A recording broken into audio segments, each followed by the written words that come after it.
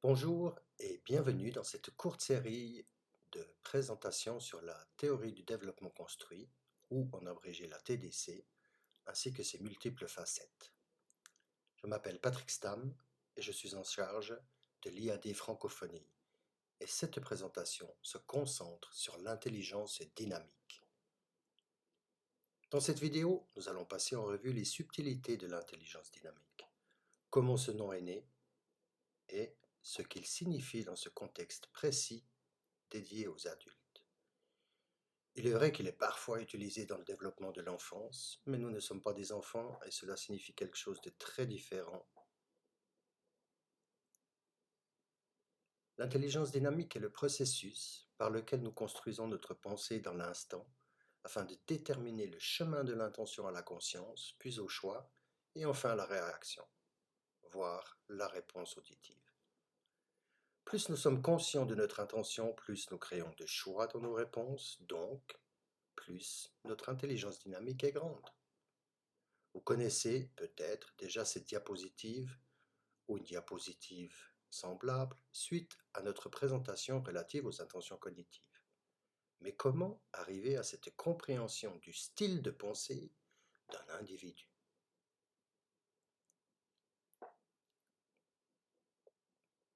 Nous allons rester un instant sur cette diapositive car elle est la base de l'idée de l'intelligence dynamique. Veuillez à cet effet, s'il vous plaît, mettre la vidéo en pause ici pour lire ce qui a été rédigé à votre guise. Alors, l'intelligence dynamique peut-elle être considérée comme une intelligence? Que dois-je faire logiquement pour répondre à cette question? Telle fut la réflexion de base du docteur Stevens lors de ses recherches diverses. Tout d'abord, il avait besoin d'une définition de l'intelligence. C'était alors, en 1996, lors d'une conférence sur l'intelligence en présence de tous les principaux théoriciens de l'époque. Il a ensuite voulu savoir qui étaient ses principaux acteurs, car cela éclairerait ses recherches. Il a constaté que les idées principales ne sont pas universellement acceptées, y compris l'intelligence générale, ce qu'il pensait auparavant immuable.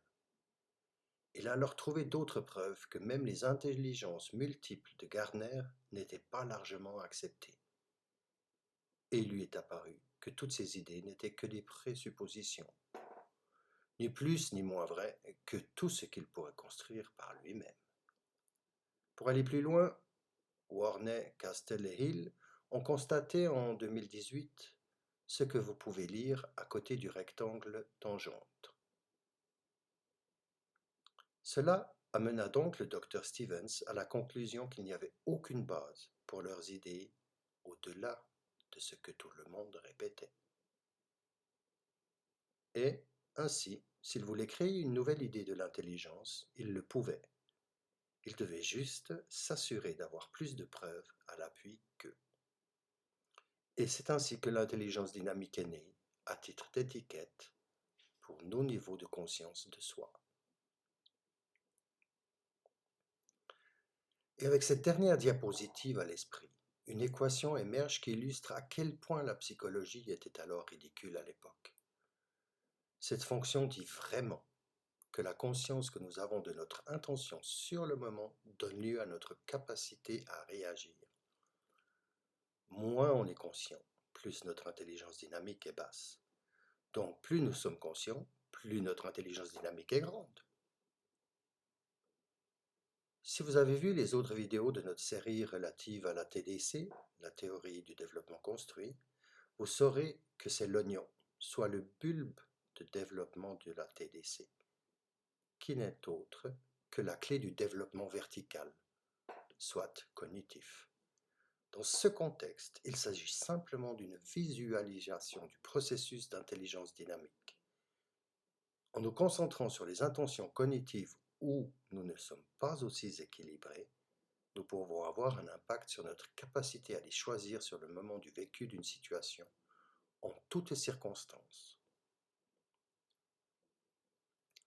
C'est ainsi que cela pourrait se dérouler dans la pratique. Un individu qui peut prendre en compte sa construction de soi dans l'instant et répondre au choix tout en comprenant les ramifications de ses décisions à l'avance, est beaucoup plus dynamiquement intelligent. Plus la distance entre la construction et le maintenant est grande, plus l'intelligence dynamique est élevée. Un individu qui a une intelligence dynamique rétrospective est moins conscient du moment, mais plus sa pensée deviendra dynamique, plus il sera capable d'optimiser ses choix, donc ses réactions futures. Afin de développer notre intelligence dynamique au-delà des intentions cognitives contextuelles, nous pourrions considérer les points clés mentionnés ici. Veuillez à cet effet mettre la vidéo en pause et lire, à votre rythme, les points essentiels. Les principaux éléments à retenir sont que ce que nous ne faisons pas est aussi important que ce que nous faisons. Ne pas choisir référence externe lorsque nous construisons notre pensée est aussi important que choisir la référence interne. Et du point de vue de la conscience, notre intelligence dynamique est élevée si nous savons ce que nous sommes capables de choisir et de ne pas choisir sur le moment. Plus on monte dans l'échelle de l'intelligence dynamique, plus on devient capable de construire son environnement. Ainsi, lorsque Korzybski a déclaré que la carte n'était pas le territoire, il avait raison pour toute personne ayant une intelligence dynamique faible.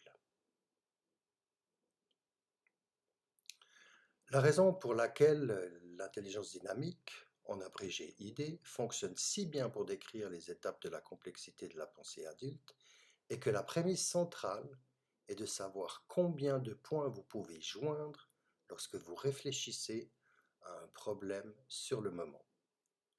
À l'extrémité inférieure de l'échelle de l'intelligence dynamique, il y a moins de points joints. À l'extrémité supérieure, il y a plus de connexions, mais c'est parce que la personne est capable de voir plus de points en raison de son intelligence dynamique bien plus élevée. La réflexion de cette personne à 25 ans était bonne, mais elle n'était pas aussi complexe qu'aujourd'hui. Donc on pourrait dire qu'elle est beaucoup plus dynamiquement intelligente aujourd'hui qu'à l'âge de 25 ans. Et plus important encore, cette affirmation est mesurable à l'aide de notre outil de mesure, le quotient de conscience, ou, en abrégé, QC. Enfin, afin de cimenter cela dans votre réflexion en tant que spectateur de cette présentation, voici à quoi ressemblerait un leader doté d'une intelligence dynamique élevée au sein de la TDC. Et tout cela serait un choix, pas une habitude inconsciente. Les meilleurs leaders ont donc une intelligence dynamique élevée parce que leur réflexion est un choix. Merci d'avoir écouté et regardé cette brève vidéo d'introduction à l'intelligence dynamique.